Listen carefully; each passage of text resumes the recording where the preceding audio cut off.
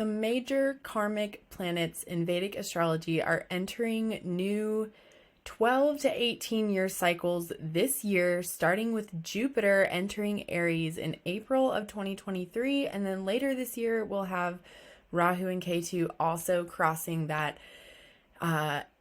end to beginning of the zodiac new cycle beginning. So we're seeing the beginning of this right now in April when Jupiter enters Aries. Really, it's next week on Friday, April 21st. So we're going to talk all about what that means, what to expect on this episode. So first, I just want to give you a brief summary that this next year time of Jupiter being in Aries will be a time to pick your battles wisely, but fight them valiantly for the next 12 months. So battles for the greater good of humanity, stepping out of your personal comfort zone to not just be an observer of, things that could make the world better and just sit there in your comfort zone and think about it, but to actually step out there and do it, but to choose your battles wisely in such a way that you don't compromise your own well-being because you can't pour from an empty cup. So that's a large theme of Jupiter entering Aries, which it enters there next week. It'll be there for a year. We're going to, of course, go over all of the astrological reasons why, as well as yoga practices and journal prompts for this year-long transit. But it's important to also know that Aries, being the first sign of the zodiac, means that when planets enter Aries, they are starting a new cycle of the zodiac. So what you set into motion during this transit could be playing out in various ways through your life for the next 12 years. This is the beginning of a 12-year cycle. So of course, we're going to talk about all of the details you need to know to make the most of it, to find out what it means more specifically for you. And at the end, we will have a sign-by-sign interpretation that you can listen to based on your rising and moon sign. So stick around for that. First, a couple of housekeeping things. I'd like to extend you a warm welcome to the Yogiscopes podcast. They are yoga horoscopes, yoga practices for the astrological weather. I'm your host, Rosemary Holbrook.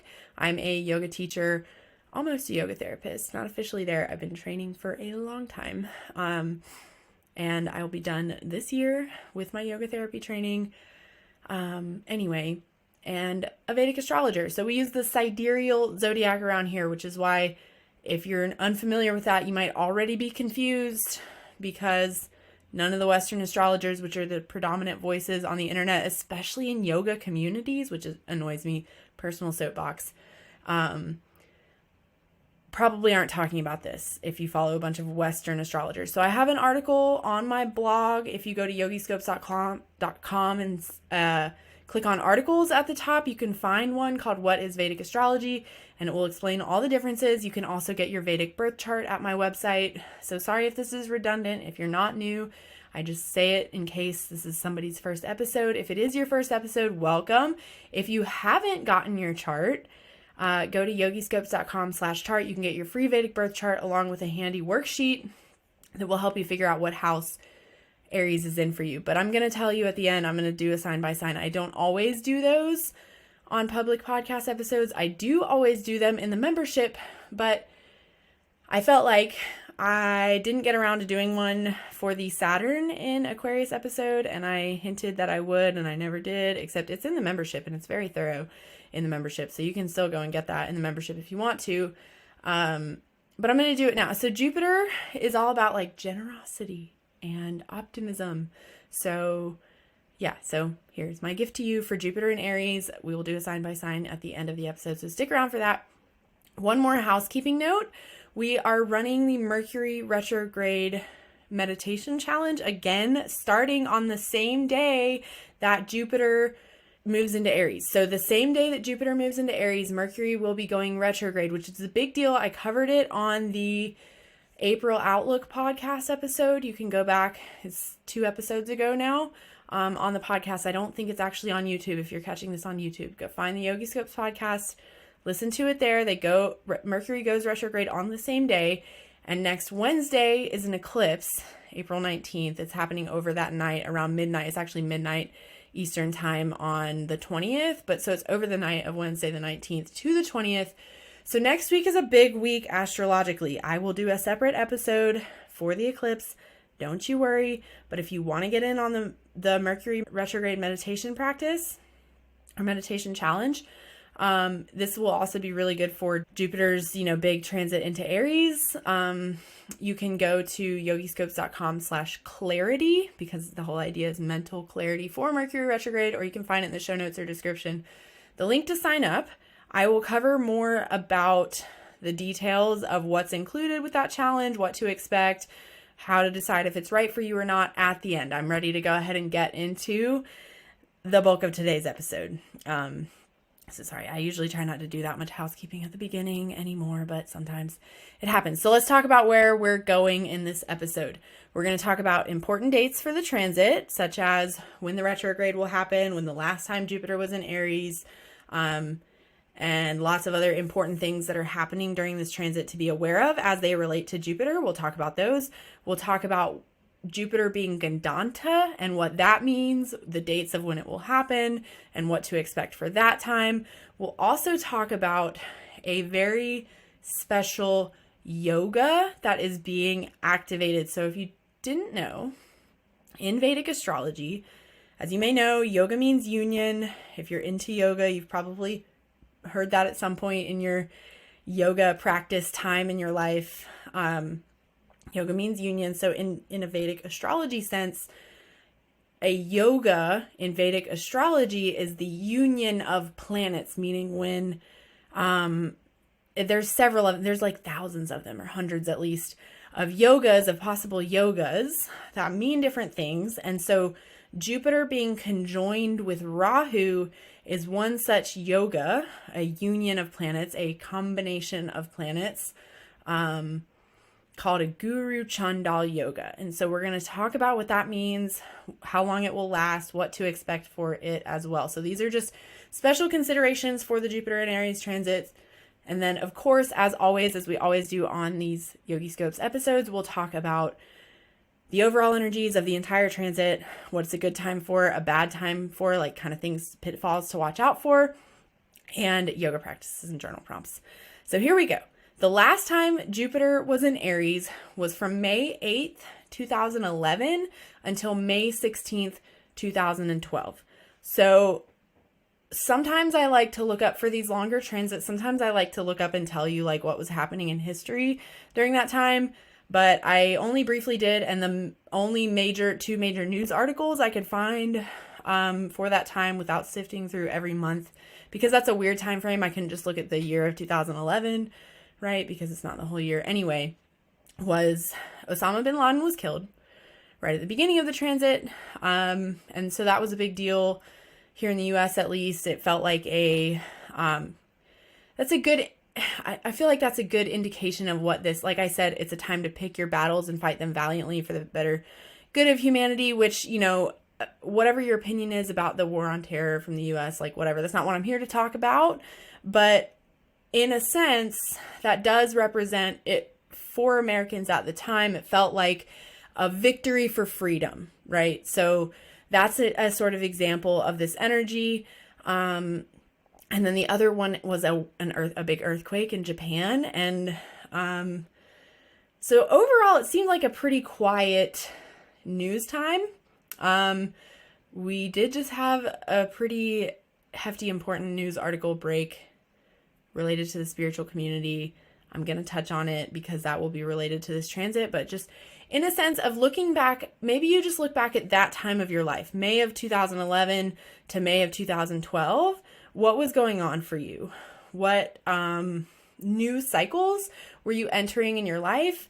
And is there some way you can sort of go back to that in a positive area, in a positive way, and bring that sort of learning or newness of whatever you were experiencing in that year of your life to now, sort of in that sense that, like if you've ever heard the thing before, that healing or learning or spiritual growth is like a spiral staircase, and you keep coming back to the same lessons, but now you're higher on the staircase. So you have a bigger picture view of whatever the lesson is, right? So can you treat this transit like that, look back, 12 years ago, 12 flights of stairs down, I guess.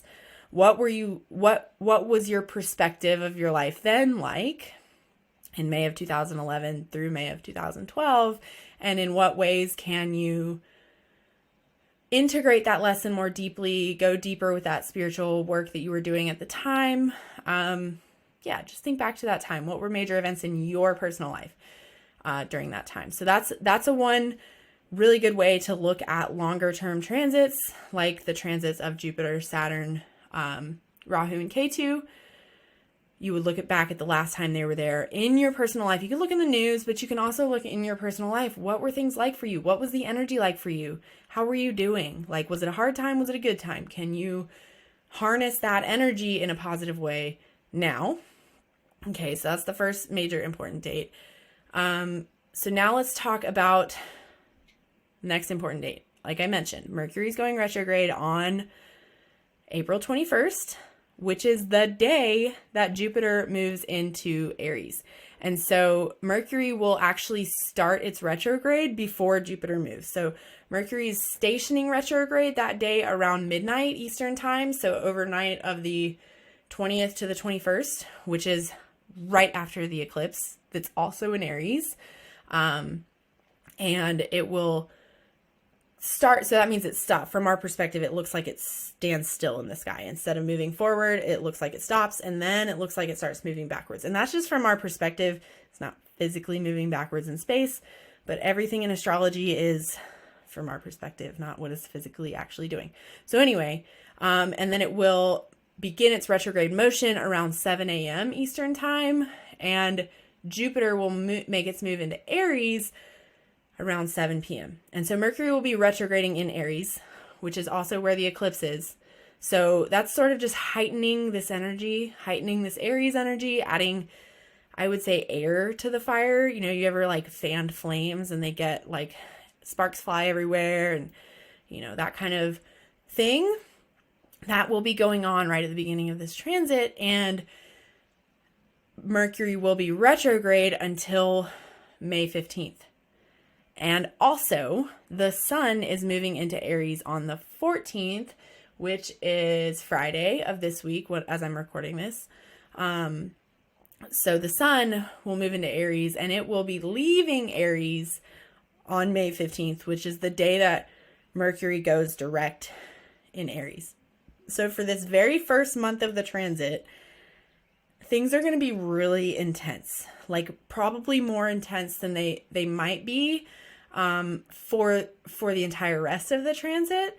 Oftentimes what I see with longer term transits is that the beginning can kind of kick things up a lot, and then it levels out, and then towards the end we will see any kind of karmas you didn't work out or lessons you didn't learn in your life, right? Those things might kind of come to a head towards the end of the transit, so towards next May. So FYI, Jupiter will be in Aries from this April 21st until May 1st of 2024. So it will be there just over a year, like a year and a week. And that's because of the retrograde period, which will be from September 4th to December 30th. So if all this stuff I'm saying sounds like a lot, like, whoa, I didn't catch that because you're listening while you're driving or walking or doing dishes or whatever, all the dates are in the planner. Everything that I just said, they're in the Yogiscopes planner that you can either go to yogiscopes.com/2023 to get just that, or you can join the membership and it's there. Everything is always in the membership. And then the other important dates are, like I mentioned, we want to know the dates of when Jupiter's Gandanta, but I'm going to tell you those dates when I talk about what it means, which is in just a second, and the dates of the Guru Chandal yoga. So now let's talk about those things.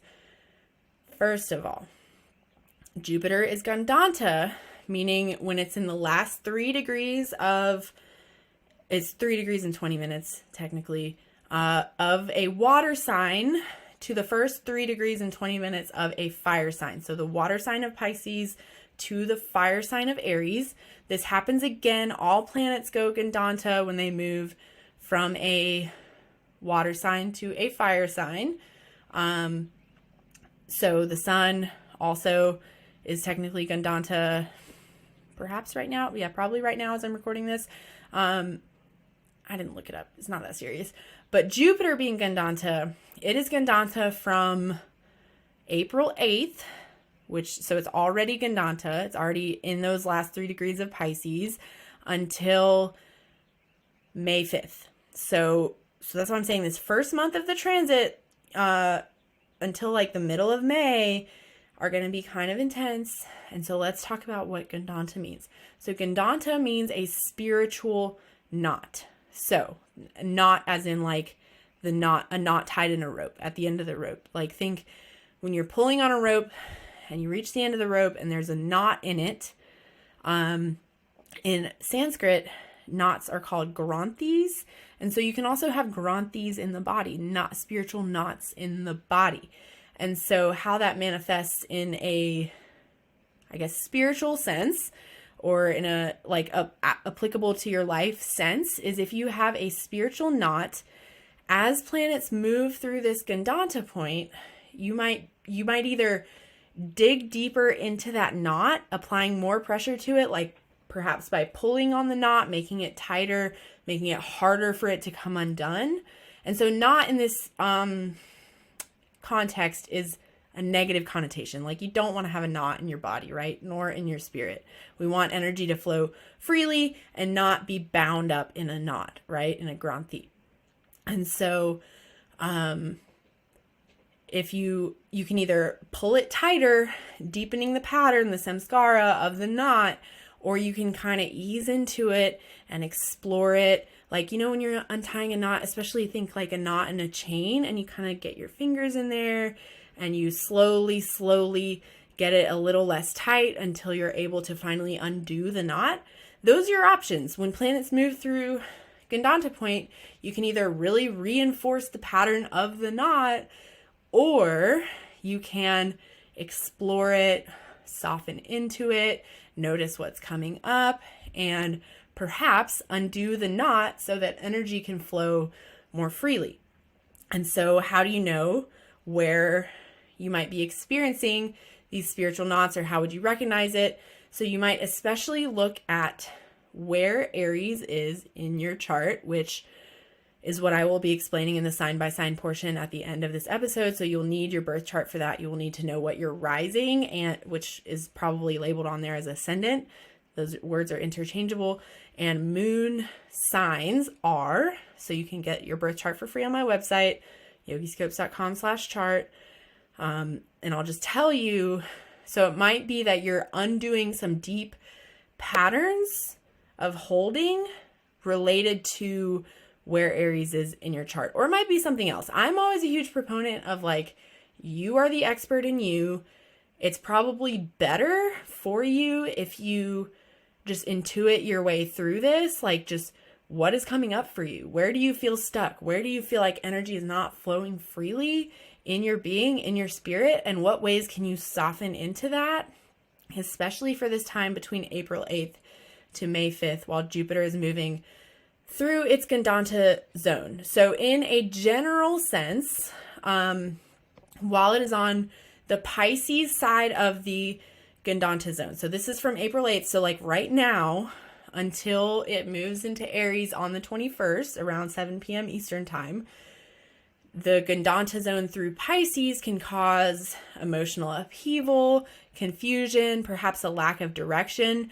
And so it might be that you're being called to confront your inner fears, and step out of your comfort zone and notice where those fears might be coming from, past traumas. Fears are usually some part of our being trying to keep us safe from something that we feel like we've experienced before, right? Or seen before. And we're trying to brace against that or protect against that. So can you soften into it, notice what's happening, work towards that emotional healing so that you can step outside of your comfort zone and experience that growth? So that's something to think about while Jupiter is moving from April 8th to May 21st, while Jupiter is moving Gandanta through the Pisces side of its Gandanta zone. And then after the 21st until May 5th, so that's like 2 weeks. Yeah, that's 2 weeks because May 5th is a Friday. So 2 weeks from the 21st to May 5th, while Jupiter is moving Gandanta through the Aries side of the Gandanta zone. It might be that you then experience a strong desire for success and recognition, because Aries is a lot about standing out in the world, being known as the person, the individual you are. That's very much Aries energy. So you might feel a strong pull towards that, especially during these first 2 weeks while Jupiter is Gandanta. So that's a kind of underlying theme of the entire transit.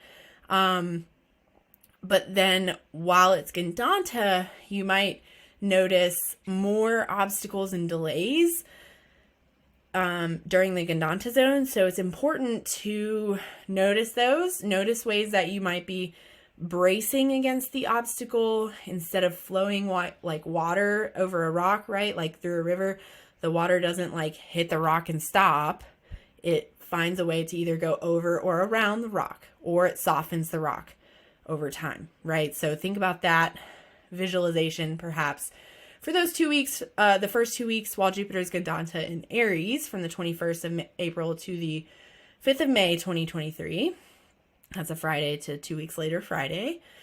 How can you practice patience and perseverance to overcome those challenges to really set yourself up for success for the rest of the transit? So you might be undoing some things. If you can work through those fears and explore the past traumas that maybe led through those fears of yourself, like standing out and being seen, stepping out of your comfort zone and putting something into motion that you've been wanting to, especially related to the house that Aries governs in your chart, which I will tell you in the sign by sign, or you can look it up by getting the birth chart decoder.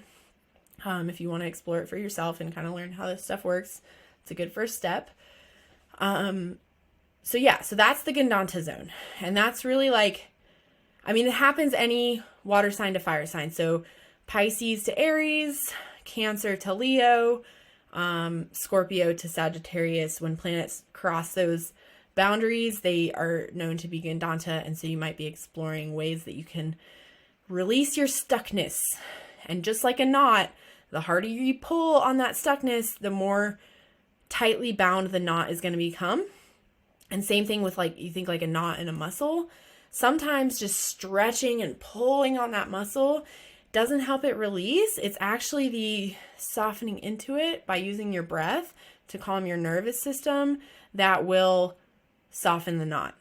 So think about that while this Gandanta zone is happening. From now, it's already happening until May 5th. Can you work through that stuff, or are you going to ingrain the patterns deeper? So now let's talk about the Guru Chandal yoga. So as I mentioned, yoga means union. There are several yogas in Vedic astrology, so that's different than when I say every podcast episode when I'm giving you yoga practices for the Vedic astrology. What I mean when I say that is things you can do on your mat, like poses or things yoga practices off the mat. Think like Svadhyaya, self-study. That's what the journal prompts are. Breathing practices, pranayama, that kind of stuff. That's different. There is also, yoga means unions of planets. So it can be in the same sign. It can be, certain other configurations where they're making special aspects to each other, or some yogas are if this house ruler has mutual aspect or exchanging signs with this other house ruler. So there's lots of rules of things that can make yogas, and they're fun to explore. But this particular one is when Jupiter and Rahu are in the same sign. It's known as a Guru Chandal yoga. And so Jupiter and Rahu will be in the same sign. So Rahu's been in Aries since last April of 2022. So for about a year now. And so Rahu will remain in Aries until October 30th of this year of 2023. So for that time, from the moment Jupiter moves into Aries on April 21st of 2023 until Rahu leaves Aries on October 30th of 2023, we will be under Guru Chandal yoga. And Jupiter and Rahu will exactly conjoin. So from the time Jupiter moves into Aries until this date that I'm about to tell you when they exact conjoin, they will be moving towards each other. So this energy of the Guru Chandal Yoga, which I'll explain in a second, will just be heating up, right? Like it will be intensifying. And then on this day of the exact conjunction, which is May 27th of 2023, then they cross, that's their exact conjunction, and then they cross over each other. And from that point on, they will be switching places, beginning a new cycle. The energy of the Guru Chandal Yoga will probably diminish. It will still be present, but I think it's going to be heating up until that date, and then it will kind of continue to play out, but whatever groundwork will have already been laid. That's just my opinion, but as any astrologer, so what we're here doing, we are giving our opinions based on our observations and our study. So other astrologers might have a different opinion on how that's going to play out, but that's what I think. And so what does the Guru Chandal Yoga mean? So I would say, so basically, let's think into the energies and archetypes of both of the planets of Guru, Jupiter, and Rahu, and the sign of Aries to understand more how this is going to play out. So, as I mentioned, Aries is the first sign of the zodiac. So it has this very ambitious quality to it. It's ruled by Mars. That's where the ambition and drive comes from for Aries. It also has, on the shadow side of Aries, another keyword I often hear associated with Aries is arrogance. And so there can be a certain confidence that comes with Aries energy, which is good. On the shadow side, an imbalanced confidence from Aries energy can result in arrogance, or the same thing with the ambition, to where you're just like getting burnt out, right? So we want to find that balance of confidence and ambition rather than, not putting ourselves out there versus putting ourselves out there so much that we get burnt out, right? Or becoming arrogant. So that's the Aries energy piece of this puzzle. Jupiter, let's talk about Rahu first. So Rahu is the head of a snake that has been severed from the body. That is the symbol for Rahu. I did a whole podcast episode just on Rahu and Ketu and the mythology. If you want to hear the whole story, you can dig back through the past episodes to find it. It's called Karmic Indicators in Vedic Astrology. You can see a video with visuals in the membership. I think the visuals are helpful. But anyway, so because of this symbol, think of this symbol. What do we do with our head? We think, we see, we hear, we smell, we taste. So 5 of our 6 senses are coming in through the head. We eat through the, in the head. We think, right? And where do we digest? In the body. So a major archetype of Rahu is just taking in, consuming, taking in all this sensory information, food, whatever, and not necessarily integrating it or digesting it, which is helpful. So like there are some times that Rahu energy is like good, I guess. Like it can be good. I'm not of the mind that everything Rahu is bad. Sometimes it feels like people feel that way or act that way. But I think there are good expressions of Rahu energy, of being able to take in a lot of information. But what good is that information if you can't digest it and process it? Or same thing with food. That's the whole idea of like an Ayurvedic cleanse, which I just covered on the Science of Light podcast. Ayurvedic cleansing, which you should do at the juncture of seasons, which we are pretty much at one now anyway. But I digress, is focusing on your digestion. That's very Ketu, like how are you integrating? And so Rahu and Ketu are opposite ends of the spectrum. Jupiter will be with Rahu, and Jupiter, being the guru, is the teacher. It represents optimism, but also expansion. So to some degree, Jupiter being here with Rahu can expand this energy of wanting to just take in, consume, not integrate. But I do think that Jupiter can soften it a little bit. So it can only be good. Jupiter can bring out the positive sides of the Rahu energy. So the major themes of the Guru Chandal Yoga, so this is happening from the moment Jupiter enters Aries on April 21st of this year until Rahu leaves Aries on October 30th, which remember, up until May 27th, this energy will probably be building, and then after May 27th, it will be dissipating, but also maybe playing out. Whatever sort of groundwork you laid before May 27th will be setting the stage for how it's going to play out after that, which is the exact conjunction. That's the moment they come to the same place in the sky. So the themes of Guru Chandal Yoga, I think there are major themes around digesting what you're taking in. So the help of a teacher can really help you integrate that knowledge or whatever you're consuming more, to get out of that space of just consuming. There's so much information out there, but if you're not, so we're in the information age. Like, it used to be that information was hard to access. You had to go to the library and check out an encyclopedia or some shit, and it was a lot of work. And now everybody just has all the information they could ever want at their fingertips.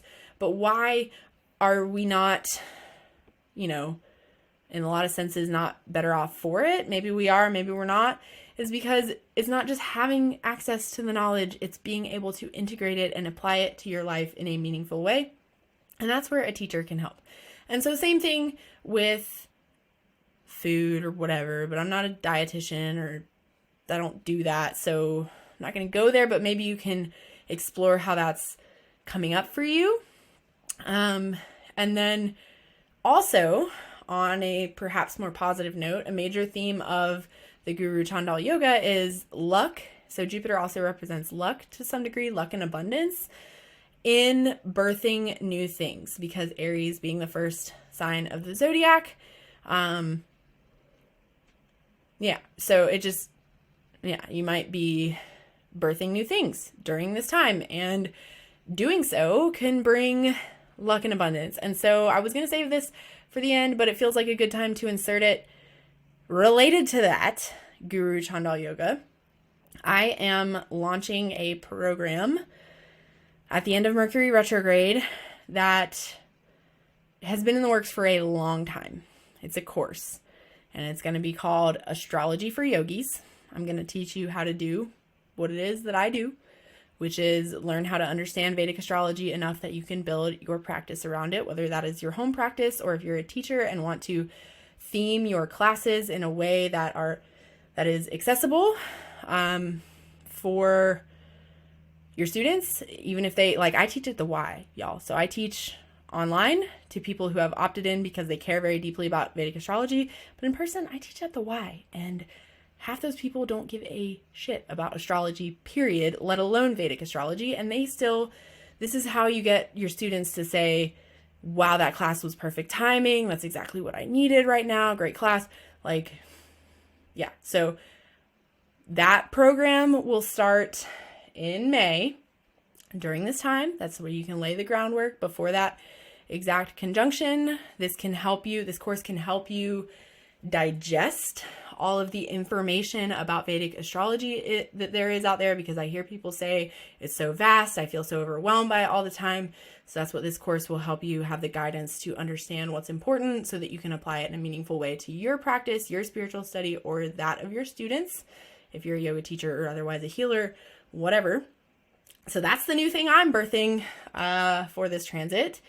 And the Mercury retrograde meditation challenge, top 3 winners, so there's a way, when you engage in the community platform, you get points for clicking that you completed the meditation each day, or for liking somebody else's post that they completed their meditation, or commenting. You get points for all the things that you do, and it's not on social media. And so the top 3 most engaged people, the number 1 most engaged, will win a spot in that program. So I haven't gotten to the overall energies for this transit. I'm going to get there in a second. It'll be a nice wrap up. But just FYI, for the Mercury retrograde challenge, since I'm talking about it, I might as well go ahead and tell you. And then we'll wrap up with the overall energies, what's a good time for, bad time for this whole transit, as well as the sign by sign, yoga practice and journal prompts and the sign by sign. Okay. So quickly, the Mercury retrograde challenge, you can sign up now by going to yogiscopes.com/clarity. That's CLARITY. It's also linked in the show notes and description. You can't miss it. And so basically it includes that community support element and accountability. And that was the major piece that folks said was transformational last time, so that you're not trying to develop or rekindle your meditation habit on your own. And so the whole idea is that Mercury retrograde can disturb the mental clarity. It can make us feel a little bit vata in the mind, like a little bit airheaded, have communication breakdown. So just coming back to your meditation practice during Mercury retrograde can enhance your clarity, avoid those communication breakdown. The pitfalls of Mercury retrograde meditation practice is the jam. So that's why we do it together. And so you can do an optional social media cleanse during that time. I potentially will be. I did last time, took the time off of social media. And so at this time, last time it was free. This time it's paid. It costs less than a month of membership, it's cost $37 to join. One-time fee. It's not one of those things where it signs you up for the membership and you have to cancel before the end. No, you just pay and you get kicked out at the end unless you sign up for the membership either at the beginning of the challenge or sometime during the challenge.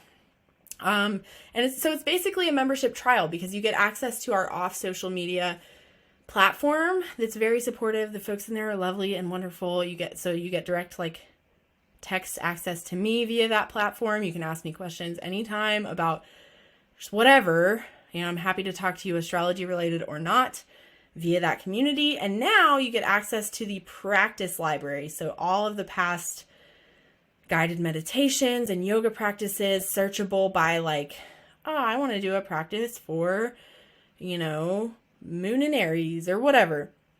You have access to that guided meditations you can follow along with. And we're having a chart check-in this Thursday. So if you sign up for the membership before then, the chart check-ins are basically like mini readings. So if you've had a reading or even if you haven't, you can submit questions about your chart or how current transits are hitting your chart. So this is what this developed out of folks would often ask me after a reading. They'd be like, how can I stay in touch? What if I have follow-up questions? And so that's where the chart check-ins came from. We have one tomorrow. So if you join the membership today, you can submit your question and come to the one tomorrow. Or even if you can't come live, I will answer your question. You can watch the recording. But then we also have one during the 30 days that you'll have access to the platform. So you can come to it then. And the winner gets a free spot in the upcoming course. And the two runners up will get a free reading.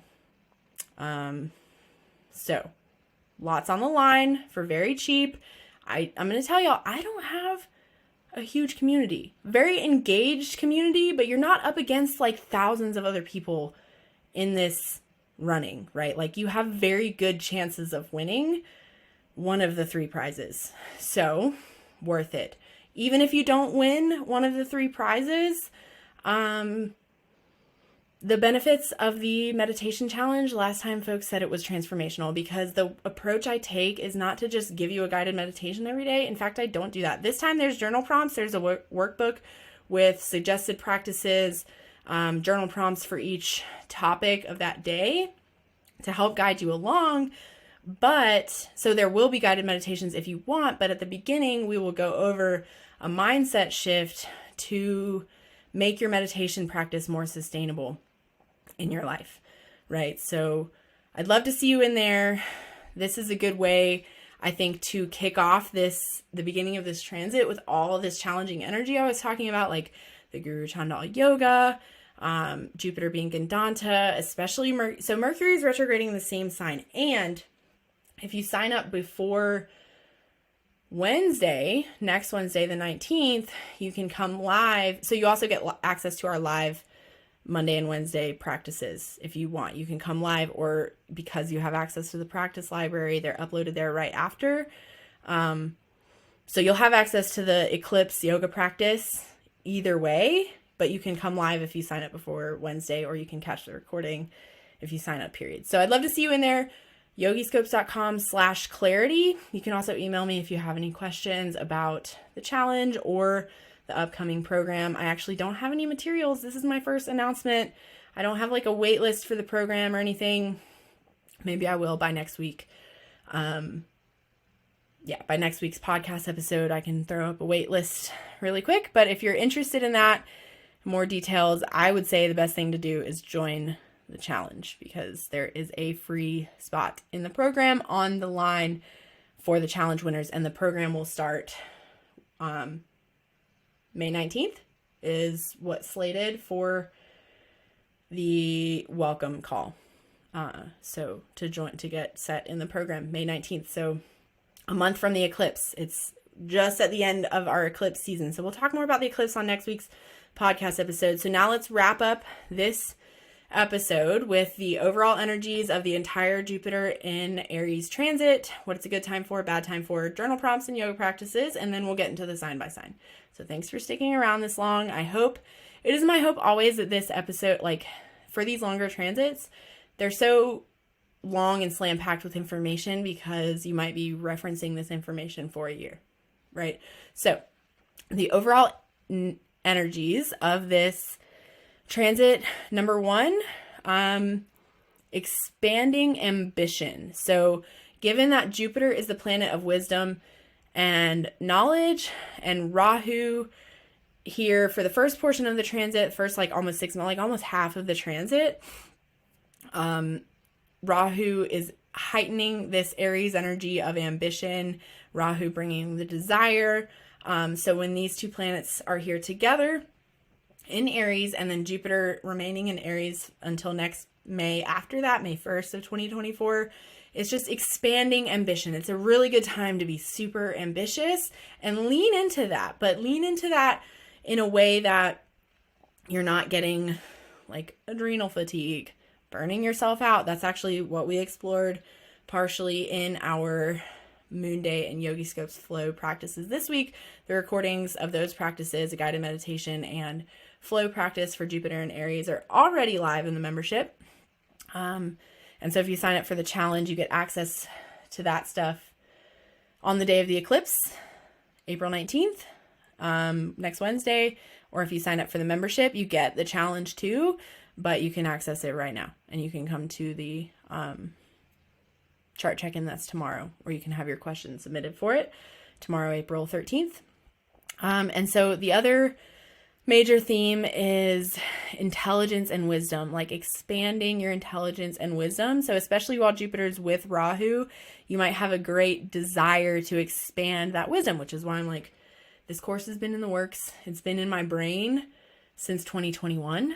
Like, I actually created the product in my website where I host the membership, created the space for it in like October of 2021. And it's taken me this long, I suppose, to feel good about putting it out in the world. And part of that has to do with I took maternity leave and kids and stuff. And so anyway, maybe you can harness this energy somewhere in your life. Maybe it's taking a course. Maybe there's something you've been ready to birth into the world for a long time that you're just using this little push to put out there. Plan it, do it, right? So, or pursue that intelligence and wisdom, pursue that connection to a teacher that will help you digest the knowledge and information you consume and turn it into intelligence and wisdom. So that's the Jupiter energy versus Rahu energy, where Rahu's been in Aries, where you might have been just taking stuff in. And when you integrate it, it then turns from information to intelligence, from knowledge to wisdom, right? So that's the Jupiter energy, which will only continue to manifest after, especially that May 27th date, when Rahu and Jupiter exactly conjoin. Okay, so next is strong willpower. So wherever Jupiter goes, it just expands the energy that's already there. And so Aries is often willpower, your motivation, your drive, your third chakra, right? Your warrior energy, courage, determination. And so with Jupiter there, it's just going to expand your willpower, which is great. Willpower is great. But remember, discipline is better than motivation. And that's the Saturn in me talking. I'm like entirely ruled by Saturn. So of course I had to put that in there personally. And then it might also bring, during the Guru Chandal time, especially materialistic tendencies. So be on the watch out for that. That's fine. It's fine to pursue artha, material wealth, worldly desires. Like, we need that stuff. We have to eat. We have to maintain our body. We have to live. So just make sure that you balance your materialistic tendencies during this time with being grounded in spirituality, being grounded in a greater vision of service, hopefully of serving the greater good. In what ways can your drive and ambition for wealth, perhaps, or towards self-serving materialistic type things, in what ways can you do that in such a way that it serves your ability to serve the greater good, right? And then also another overall energy of this entire transit is impulsiveness or restlessness. So like I said, like for me, for example, it's giving me the oomph I feel like I need to, so Jupiter's Gandanta in Pisces right now. Personally, in my personal practice, I have been working through the fears that have been holding me back from releasing this program. Like, what if something happens with my kids and I can't deliver it? Well, I'm just going to show up different in a way that I ever have. So that's working through the fears of like, putting this knowledge into the world. So you might be doing something like that, but balance that, working through those fears, especially while Jupiter's Gandanta in Pisces. So from April 8th, 2023 to April 21st, when it moves into Aries, then it will be Gandanta in Aries, right? Like we talked about.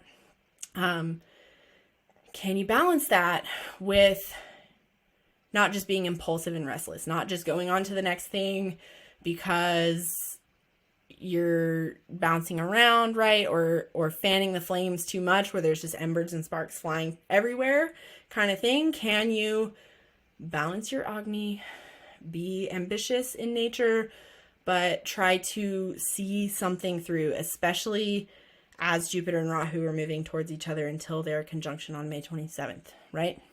And then lastly, major energy of this transit, and this I meant to get here we are. This is a long winding episode. So conflict with authority is a major theme of this transit of Jupiter in Aries, because Aries is the warrior.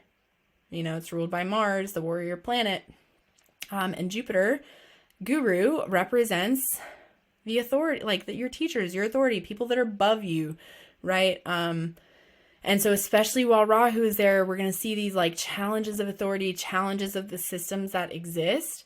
And so, content warning, I guess maybe I should have put that, the Dalai Lama. So if you haven't seen that hit the news, if this is the first time you're seeing that, he basically was acting inappropriately with a child in front of a large crowd. And the video surfaced and he apologized for it in a way that to me felt a little bit like what the fuck, dude? Like, no, like you can't just say that was playful. Like, even if you meant it playfully, it was inappropriate. And there are other people defending it. They're like, you don't understand the ritual. And I'm like, I don't care what the ritual is. It's inappropriate. And so that is a long-standing system of authority, the Dalai Lama, over like Tibetan Buddhism, which is very related to yoga. A pillar of the spiritual community for even people that aren't Buddhist, right? Or born into that, or like I know so many Americans that look up to the Dalai Lama as a spiritual leader, even if they aren't Buddhist, even if they're Christian, for example. So, so that's sort of like fall from grace, or folks that are like, that's not okay, that's unacceptable. We're going to see more of that. And so, as I know many of you are yoga teachers, or otherwise spiritual leaders in your communities. I've found after talking to lots of people in this community, most of you are healers in some way. Maybe you're a massage therapist, maybe you are a therapist there, like a talk therapist, mental health practitioner, whatever, yoga teacher, some combination thereof. Like, if you cared this deeply about your spiritual practice to care about this like pretty niche topic, which is astrology themed yoga, and you've made it this far in the episode, you probably hold some spiritual authority to some degree, right? You have like, you're somewhere on this spectrum probably. So can you examine, this is my trauma-informed background coming out. Can you examine how you can remove the hierarchy in your teaching, in your way that you hold space? And that's something I aim for a lot. And I know some folks say that the way I approach my teaching sort of undermines my own authority, but that's why you'll often hear me say things like, you're the expert in you. Like earlier I said, I'll tell you where Aries is in your chart and I'll help you interpret it. But somewhere in your being, you probably know this isn't about me bestowing my spiritual knowledge on you. Nothing in this podcast is. This is about me helping you sort through this wonderful system that is Vedic astrology in a way that makes your life better, makes you more aware of yourself. It's not about me telling you something. And so that's my approach overall. And that comes from a lot of trauma-informed and social justice training and reflection. So can you invite some more of that into your life, into your practice? Can you examine your relationship with authority in such a way that it doesn't have to be a conflict necessarily, unless I think if that authority is oppressive or does something inappropriate, that you would bring up that conflict. So that's what a major theme for this whole transit, if I could sum it up, is pick your battles and fight them valiantly. So some things need to be said, like, hey, Dalai Lama, that was inappropriate, right? Even if you didn't intend it to be inappropriate, it was, right? So that kind of stuff. Pick your battles. Maybe don't just pick fights just to pick them, right? But the ones that really matter for this transit, even if they are with somebody who is in power over you, can you explore what it's like, especially if you're a person in power, to facilitate what's known as power with rather than power over. So this applies to if you have children as well. We'll explore this some more over the transit because this is big, right? But this whole thing about fighting with authority, teachers falling from grace, I'm like, cool, because I've been talking about for a long time that, I mean, and a lot of women have, honestly, like the embracing the feminine, where spiritual communities, it should be more of a circle than a hierarchy, where the teacher's like bestowing, gonna smite you with some knowledge that you didn't have. No, the teacher is more there to hold the space so that you can access that knowledge within yourself, right? So that's what I'm hoping we see more of. It might be a fight along the way during this transit. We'll see. So what this is a good time for is pursuing higher education and using your willpower for the greater good over this whole transit. And then it's a bad time for impulsiveness or being dogmatic and causing fights. So that's where, for example, with this Dalai Lama thing, sorry to keep harping on that, but for the folks that are like, no, you just don't understand the culture of that ritual, I don't care. That's you know what I mean? It's that's some dogmatism that we can maybe let go of. Yeah, because it's just, anyway, I feel strongly about it, if you can tell. So can you examine how dogmatism is coming up for you or how you're interacting with it? So Jupiter and Aries, again, people might get really riled up about their beliefs because People might be ready to fight for what they think is right. And that's the whole thing. That's why philosophy and stuff is like a big topic, because it's really complex. And what seems right to one person, you know, some things seem more black and white, but there are lots of gray areas when it comes to what's right. So can you just examine where that dogmatism is coming in? Where are you just upholding the systems, the powers that be, the status quo, just because that's the way it's always been? That's what dogma feels like to me personally. And in what ways can you pick your battles to fight for what really feels right and important? Because sometimes what feels right to another person is different than what feels right to you, and they can have their right and you can have yours, and y'all can just go on your merry way. And sometimes it's something worth standing up for, and that's the challenge. That's what, like, that theme might be coming up a lot. So don't just cause fights just to cause them, just to do it, but it might be a time for using your willpower for the greater good. So just, that's the balance of this transit. So the yoga practices in general, third chakra work. So that includes deep core work. That includes, we were doing in our practice today, some breathing to expand around, especially the base of the rib cage, feeling that pressing outward of the low ribs and pressing, you know, thoracic mobility in a physical sense for the third chakra. But then also confidence building asanas. So that could be different for a lot of people. What asanas are postures are going to build your own confidence, but you know, it could be what's considered physically challenging, whatever's going to build your confidence. It could be long holds, whatever.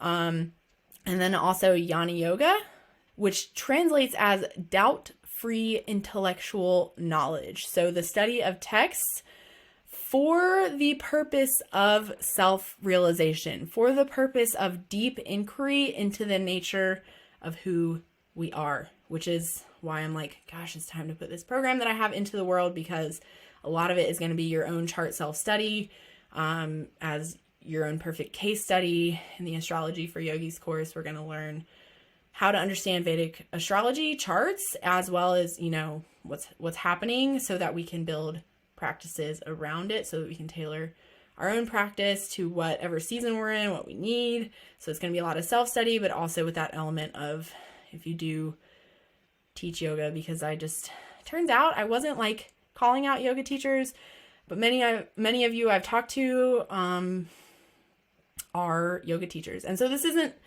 I'm a YASEP, a Yoga Alliance continuing education provider, so you can get continuing education credits for this course, but it's not aimed at yoga teachers. It's more for your own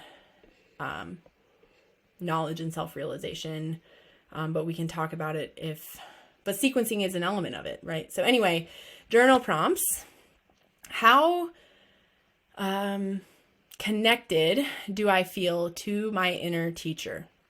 How many of my decisions are dictated by others' suggestions, opinions, or the status quo, right? So that's a big theme of this transit, is connecting to your inner teacher, your inner guidance, your inner expertise about what's right for you in any given moment, and not just acting based on the status quo. So we'll explore that with that journal prompt. And then, in what ways am I being called to step into a leadership role or take charge in my life? So in what ways are you sort of becoming the teacher?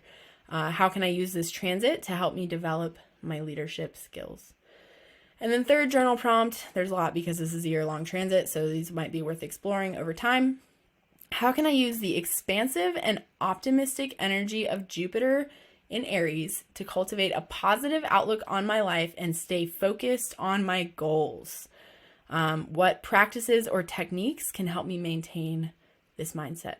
I'll give you a hint. The Mercury Retrograde Meditation Challenge can help get you started, rekindling your meditation practice, but it could look different for you. Just explore it. And so, fourth journal prompt. Are there any areas of my life where I could use more assertiveness or courage? How can I use the energy of Jupiter in Aries to help me take more risk and pursue my goals with confidence? So, assertiveness and courage. How can you harness that more versus aggressiveness, right? And impulsiveness, assertiveness and courage, the balanced version of impulsiveness and aggressiveness, right? And how can you use the energy of this transit to take risks in a healthy way, step outside of your comfort zone, not in an impulsive way. And on the other hand, do I need to soften and take less risks? Have you been on that impulsive, aggressive side? In what ways could you soften, right? So here we go. Let's jump into the sign by sign. So again, you will get your chart. If you don't already know your Vedic, not Western, your Vedic sidereal, rising, ascendant, and so those are interchangeable, rising or ascendant, and moon signs. You're going to go to yogiscopes.com/chart and you're going to put in your information. It's not stored on my website. You just put it in there and you get your chart and you get it right then. You don't have to give your email address for it or anything. Get your chart, look at your ascendant and moon signs and listen to those two signs to get an idea of what area of life this transit might be impacting for you and some things that you might focus on or be on the lookout for. So for our Aries rising and moon signs, this transit is happening on your first house. I suspect you've already been feeling it with Rahu on your first house for the past year, but it might feel now when Jupiter moves there that Rahu energy of upheaval or just doing a lot is eased to some degree, but you might also feel like, especially over the next year, that your self is just expanding in all directions. If that feels like too much, just remember to kind of stay grounded, come back to what makes you feel like you, whatever that means, even if you've been out of touch with it for a while. Embrace your inner fire, that Aries quality of inner fire, and don't be afraid to put yourself out there. Just be mindful, especially because Aries is probably a large part of your nature, to try not to be too impulsive or overbearing or tend towards aggressiveness. Remember to balance that with assertiveness, that courage over impulsiveness, right?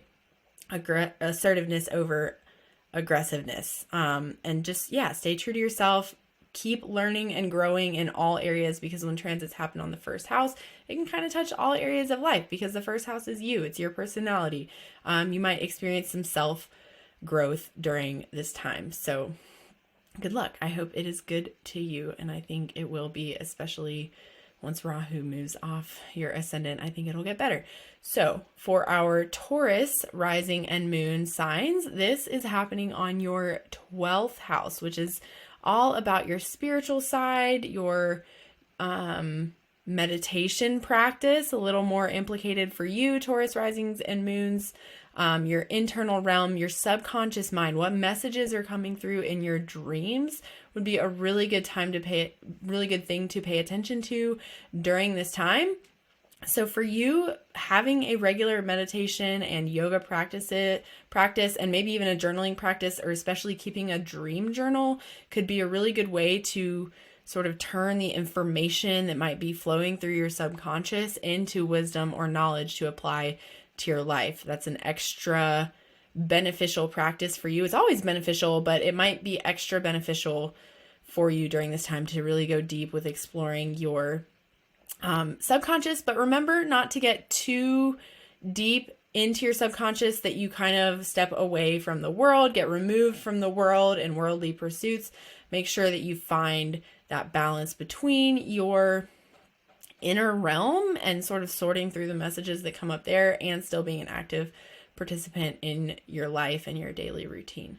So for Gemini rising and moon signs, this is impacting your 11th house, which is all about your long-term goals, your gains from your career, and also your network. So it might be that you're meeting a lot of people during this time, or just expanding your network. Your network of friends and people might be changing. And just maybe a stronger focus on building community, learning in community. It's a good time to join a club or an organization that aligns with your interests, like the membership. If you're here listening to an hour-long astrology episode, that's a community around Vedic astrology, or just to be collaborative at work. It's also a really good time to nurture those colleague relationships and whatever you do for work that can really bestow a lot of luck and abundance on you if you nurture those friendships, colleague relationships, And so with the 11th house being about gains from career and long-term goals in life, just remember that it's not all about like you and what you want. So balance that community element and the team and being a team player with your personal goals. So that's going to be probably on the mind, the balance there of like pursuing being a go-getter. Good, do it, go for what you're after. And this might be a really good time of abundance and prosperity and manifesting that. Just be careful not to push others away. So find that balance of community and colleagues and collaborating with supporting your own goals. So for our Cancer, rising, and moon signs, this is all about your career and your public image. It might be that you are expanding in your career now in ways never seen before, especially while Jupiter is with Rahu, and then more so after Rahu moves off the 10th house. So when Rahu leaves Aries in October of this year, you might find it even better time to build a strong, positive reputation for yourself. While Rahu's there, it's like this has like going viral energy if you have any kind of work in that realm. But yeah, it might also be that while Rahu is there with Jupiter on your 10th house, that you are taking a new leadership role, taking your career in a different direction. Just be mindful of trying not to take on too much, or being too self-focused, too reputation-focused, that you don't just like put in the work and do the work, right? So yeah, good luck. I hope your career expands in magnificent ways for the next year. For our Leo, rising, and moon signs, this is happening on your 9th house. So the 9th house is of Jupiter, of guru, of teachers, father figures, right? Spiritual higher learning. So what I mentioned on the general portion of the episode, expanding your horizons, spiritual learning, that stuff is a little extra indicated for you, Leo, rising, and moons. It's also a good time to travel. Traveling can expand your horizons in new ways, especially going on retreats. That kind of stuff would be a really good way to bring more luck and abundance and prosperity into your life during this time. But with that in mind, you might need to be a little extra careful about that dogmatism that I mentioned on the general things to be careful about. What is a bad time for, right? So be on the lookout for falling into extremely dogmatic circles with your higher learning, right? Or just really examine that relationship with your beliefs, and what those are formed by. That's what this whole transit is a good time. So that could come through higher learning, spiritual teachers, travel, or just examining your own relationship with your beliefs. So for our Virgo, rising, and moon signs, this is happening on your 8th house, so that's like Scorpio energy, death card energy, if you're familiar with the tarot. Major transformation, which transformation sounds like nice, like to get to the butterfly at the end, right? That's beautiful and wonderful. But remember, the caterpillar has to completely disintegrate in order to become a butterfly. So it might be that to reach that transformation, you're working through some really deep emotional turmoil type stuff, or working with your own psyche. So this is a good time to kind of delve into that. If you have good support in place, like maybe a therapist could help as you work through that stuff. It's also, it might be a good time for financially for you, because 8th house is also known as like other people's money, especially inheritance from in-laws if you have in-laws, or just like earning money from other people, right? Jupiter in the 8th house could just only expand that. But so while Rahu is there, be careful with the stuff that's coming up for you internally, and Jupiter might bring some more optimism if the Rahu for the past year has been challenging on your personal finances, on your emotions. If you've been experiencing things that cause sort of upheaval or maybe obsession with the occult, Jupiter might just ease that when it comes there. So good luck. I hope that you see the beautiful butterfly at the end in your life.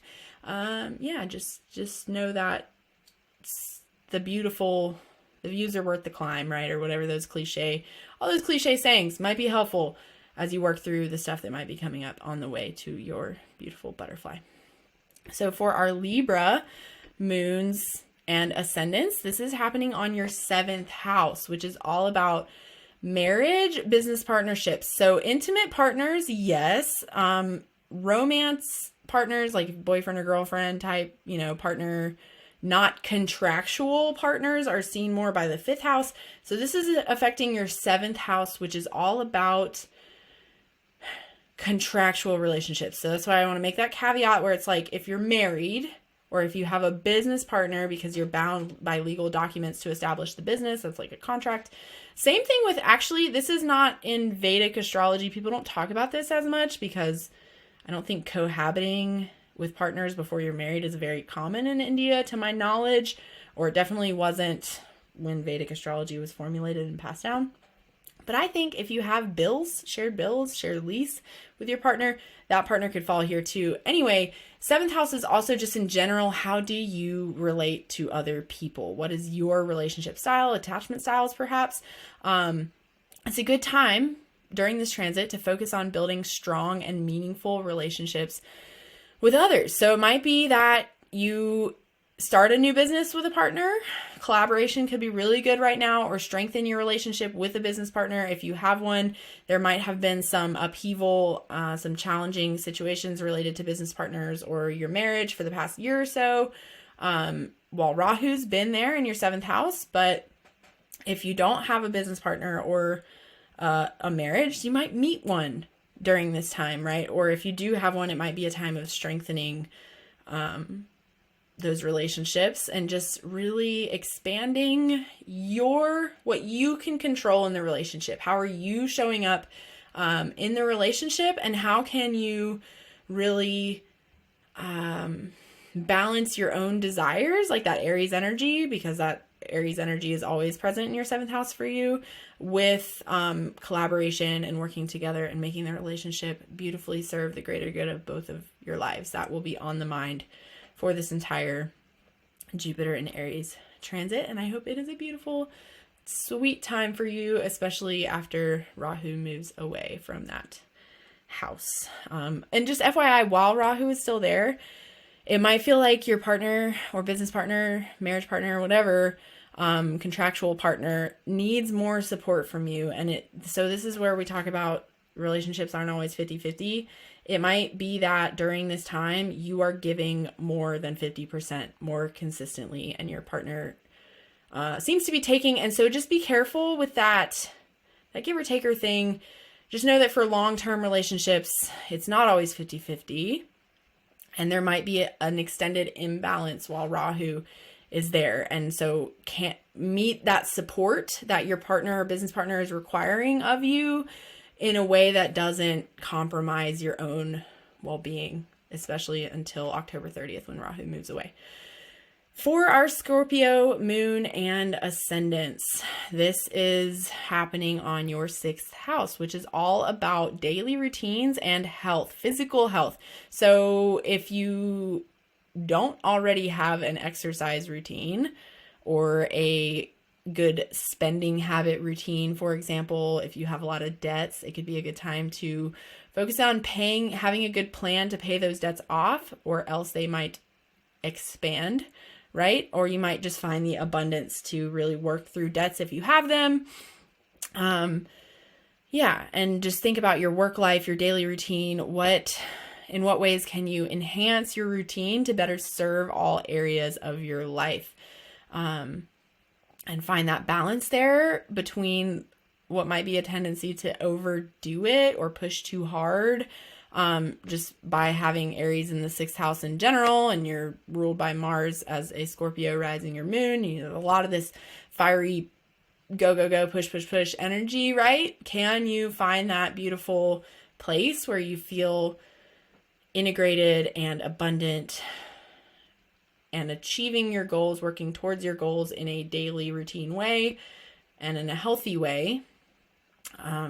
Yeah, that's the balance. And it's all about routines for you, Scorpio, rising and moon signs.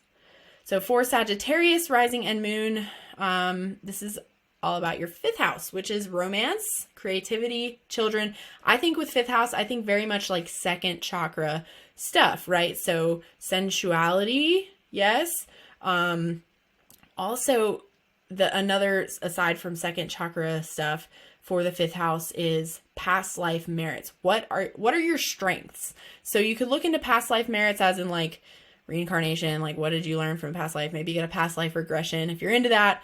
Or otherwise, just like do a gift inventory. What are you naturally good at, and how could you lean more into those things? Then also, I'm of the mind that we can use our charts to study what we're naturally good at, but we also want to let that illuminate our weaknesses so that we can enhance those things so that we have more merit, I guess, in this life, right? So focusing on strengths and weaknesses and where can you skill up during this time. And then just embracing creativity, letting yourself be passionate and sensual in a creative pursuit, in whatever you do, or in romance, if you have romance in your life, like whatever, you might just be feeling more optimistic towards that at this time. It's a great time to let your inner child run wild, or maybe do inner child healing work if that is something that needs to be done. I actually have some upcoming resources about that. If you want to know more, reach out to me. I'd be glad to tell you more. Or you can just wait and it'll come. You'll hear about it on the podcast. Yeah, and just be careful not to tend towards, I'm going to say this wrong, perhaps hedonism. I've been accused of being hedonistic before personally. So just like overindulging, watch out for overindulging when it comes to pleasure, right? But explore pleasure in your life, pleasure for pleasure's sake, creativity for creativity's sake, your inner child. If you have children, it's a good time to improve your relationship with them. If you want to have children, Jupiter in Aries, or Jupiter transiting the 5th house, is a good time for conception. If you don't want to have children, be careful, because Jupiter in Aries is a good time for conception. So if you are a Capricorn rising or moon, this is happening on your 4th house. So that's your relationship with your mother or mother figures. You might be exploring, especially while Rahu is there and over the eclipses, if you have a mother wound. So ways that can manifest, like what is your relationship with nurturing yourself, being nurtured, allowing yourself to be supported? How is your inner sense of peace and comfort? Do you have a good sense of internal home? Because the 4th house is also your literal home, like, and fixed assets. They call it like property, like your vehicles. So it's a good time for that, actually. Like if you wanted to buy a house or move or like improve your house, is good for that. It's also a good time for improving your relationship with your inner home, your inner sense of peace and comfort. And then also considering how that is related to wherever it is you come from. So what is home to you? Is there a place, a motherland, if you will? Do you still live there? Do you have a really deep connection with your actual house and the people that live within it now? It's a good time for that kind of stuff, for just sprucing up that kind of, those areas of life. It's a good time. Good for those things. And so things might be coming up while Rahu is there with Jupiter. Things might have been coming up around that, and then they might start to ease as Rahu moves away in October, and especially during that time from October to next May. Should be a really good time for inner sense of comfort, connection with, mother figures, your mom, motherly people in your life, or your motherland, going back home, that kind of stuff could really help during this time. So for our Aquarius rising and moons, this is on your 3rd house. So 3rd house to some degree is learning. I think like little bite-sized learning, whereas 9th house is more like a graduate degree or something, which there is an aspect to the 9th house from the 3rd house anyway. But then also communication, throat chakra. It's a good time to be putting yourself out there in the world in media, like social media, blogging or podcasting, or just connecting to communities, especially locally communities, like in your neighborhood, whatever that means, your town. Like for me, I've got like 5 neighbors, period, for like miles around. So it might not be your physical neighborhood. You might live in a neighborhood or you might not. It might be just a broader community. People that live in the vicinity of you, can you connect to them, communicate well with them, and then maybe take some short trips. It's a good time to, just be going on short trips for expanding your knowledge, for exploring your vicinity, your area, and just being really focused on how you communicate and communicating well with others, improving communication skills, throat chakra work, really putting your truth out there. It's a good time for that, for Aquarius risings and moons. And so for our Pisces rising and moon signs, this is happening on your 2nd house. So you might be considering finances, diet, speech, and your early family life. So like I mentioned, for another sign, that inner child work, if you examine where your money stories, your view of eating and diet, and that kind of stuff, and the way you express yourself, talk, is influenced by your early family, and maybe enforce the things that are working, work to shed and learn about some things that aren't working. Jupiter transiting the 2nd house can be a good time for like your assets and finances, like having more of them, having abundance there. So that's cool and fun. But it's also a good time for focusing on your inner self-worth and how that is coming out through your speech. So working through that, so this is what inner child work is like how your early family life, your caregivers, your parents, whatever, your adults in your life that took care of you or maybe didn't, how that influences how you show up in the world, especially when it comes to diet and speech and finances here. So, So just be careful not to be too obsessed with material possessions or money, especially while Rahu is there, and focus more on building like long-term stability for yourself. Also be careful of overindulging. It's a good time to have a really good, nourishing diet, whatever that means for you. You can explore that. Like I said, I'm not a dietitian. I'm not the one. So thanks, Pisces, for sticking around to the end. I appreciate you. For everyone, whether you're listening or not, please remember to keep your feet on the ground, your head in the stars, and stay in the light. Until next time, friends, take care.